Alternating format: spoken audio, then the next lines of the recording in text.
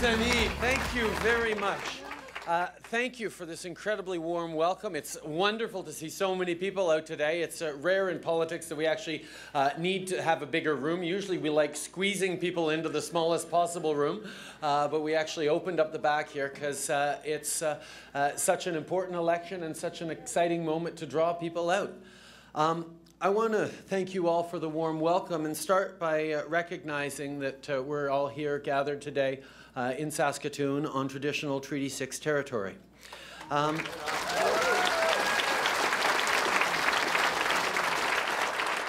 It's a great pleasure for me as well to be joined with just a few members of our amazing Saskatchewan team. Lisa Abbott, Cynthia Block, Tracy Mugley, Lawrence Joseph, Della Anaquad, and of course, Ralph Goodale. Stand up, guys.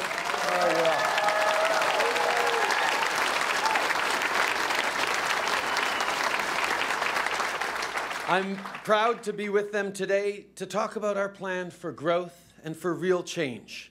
Real change that will make a positive difference in your lives and the lives of hundreds of thousands and millions of Canadians.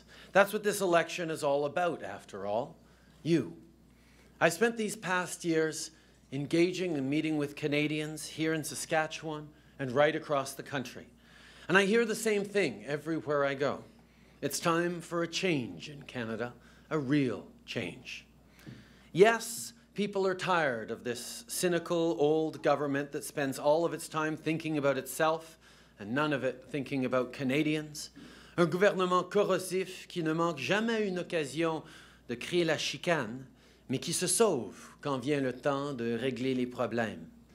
Mais avant tout, les Canadiens veulent un changement parce que le plan économique de Stephen Harper ne fait rien pour eux. As tired as we are of the approach and tone of this government, what most of all makes Canadians want change is that Stephen Harper's economic plan is not working for them. Mr. Harper has the worst growth record of any Prime Minister since R.B. Bennett in the depths of the Great Depression. We are 15th in growth in the G20 and the only G7 economy in recession. This is a tough economy for the middle class and for those working hard to join it. And it shows no signs of getting better. In fact, as Stephen Harper steers us back into recession, it shows every sign of getting worse. We need an economy that works for all Canadians.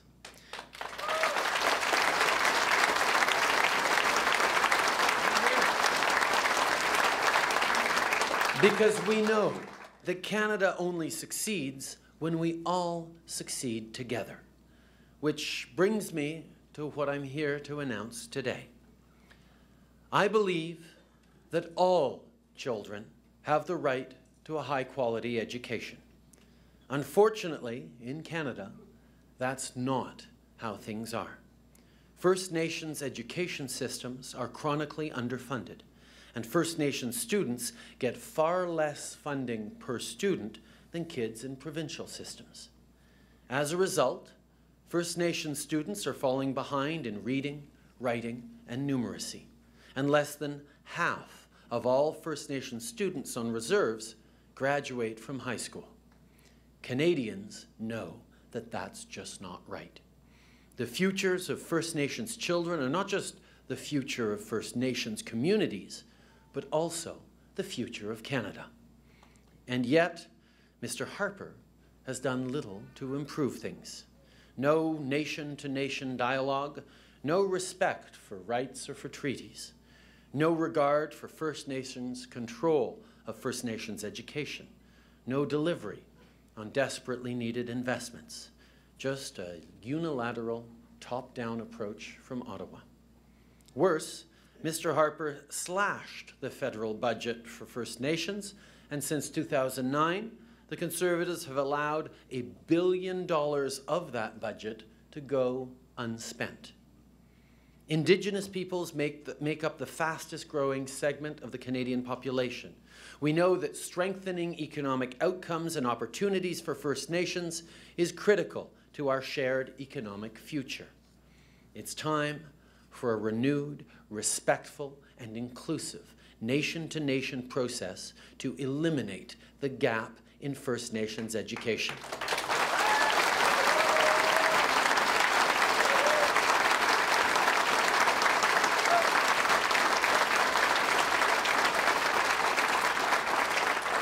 It's time for a real plan, it's time for real change, so let me tell you about our plan. A Liberal government would make an initial, immediate new investment of $515 million per year in core annual funding for First Nations kindergarten through grade 12 education.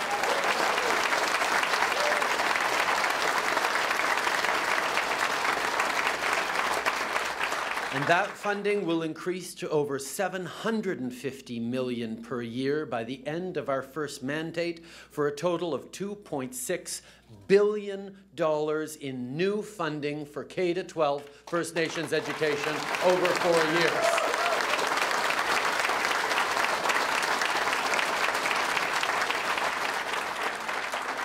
We will also make an immediate new investment of $500 million in education infrastructure for First Nations school facilities to help ensure First Nations students are able to learn in the best quality environment possible.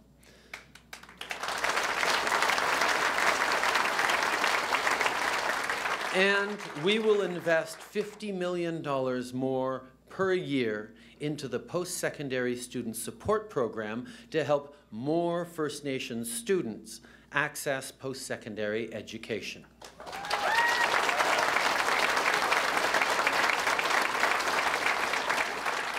This is part of our commitment to immediately lift the 2% cap on funding for First Nations programs. That limit, in place for nearly 20 years, has not kept up with the demographic realities of communities or the actual costs of program delivery. None of our shared goals can be achieved under the status quo. And unlike Stephen Harper, we will never act unilaterally on First Nations education. We believe in First Nations control of First Nations education.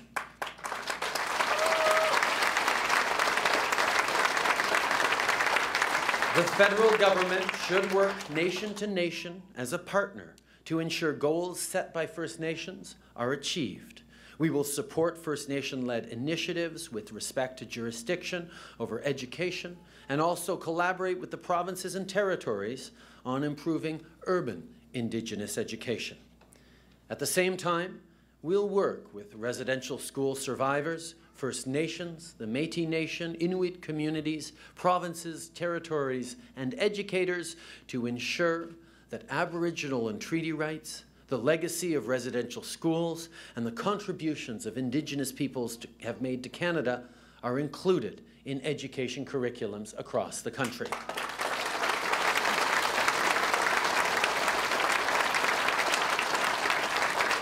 Now, you already have a good example of how this can work right here in Saskatchewan. The Office of the Treaty Commissioner's commitment to education and fostering positive relations is something we can all learn from.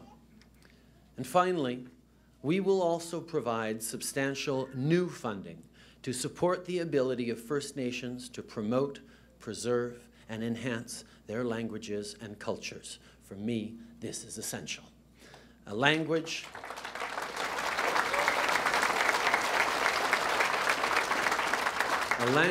is an expression of ways of thinking and cultural understanding.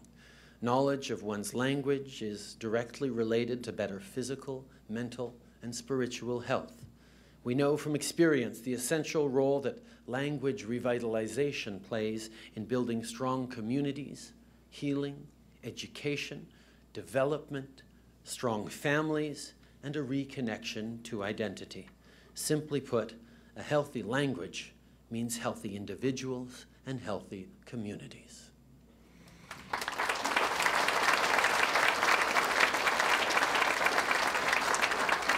This is our plan, and we'll do it all starting immediately. And we know that there are other gaps that must be closed. Education is just the start and does not stand alone. The best education system in the world means nothing if you don't have safe drinking water or don't have a safe place to live. That's why I have committed to immediately re-engage in a renewed, respectful, and inclusive nation-to-nation Kelowna process to advance progress on the issues you have prioritized, issues like housing, infrastructure, health and mental health care, community safety, policing, and child welfare. We will make sure that the Kelowna Accord and the spirit of reconciliation that drove it is embraced and that its objectives are met in line with today's challenges. We will make up for 10 long-lost years.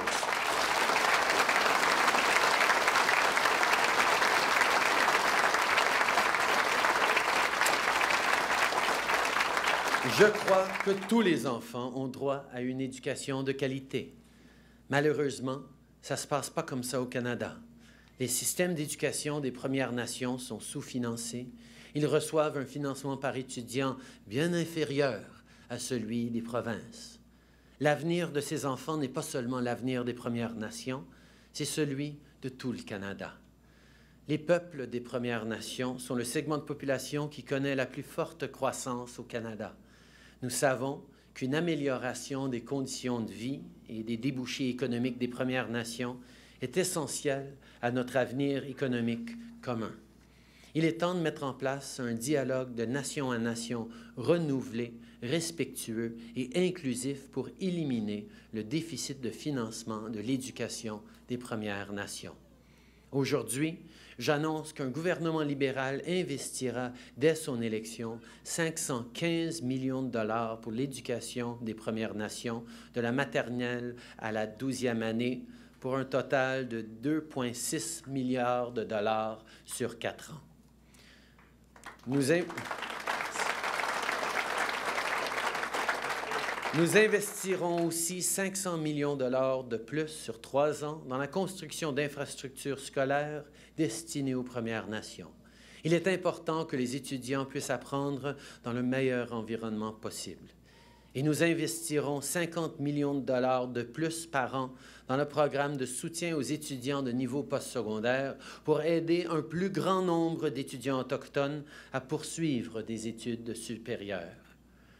Nous appuyons aussi des initiatives parrainées par les Premières Nations en ce qui concerne leurs compétences en matière d'éducation et nous collaborerons avec les provinces et les territoires pour améliorer l'éducation des Premières Nations en milieu urbain. Et enfin, nous accorderons un financement substantiel aux Premières Nations pour qu'elles puissent promouvoir, préserver et protéger leur langue et leur culture. Pour moi, c'est essentiel. Voilà notre plan qui nous permettra de changer ensemble.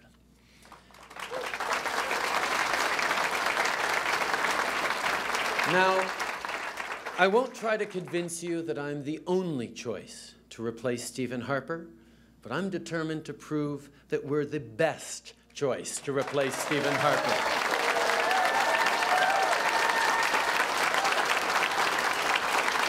Because the truth is, you don't just deserve a different government in Ottawa, you deserve a better one with a real plan to build a brighter future that includes all Canadians. Merci beaucoup tout le monde. Thank you very much.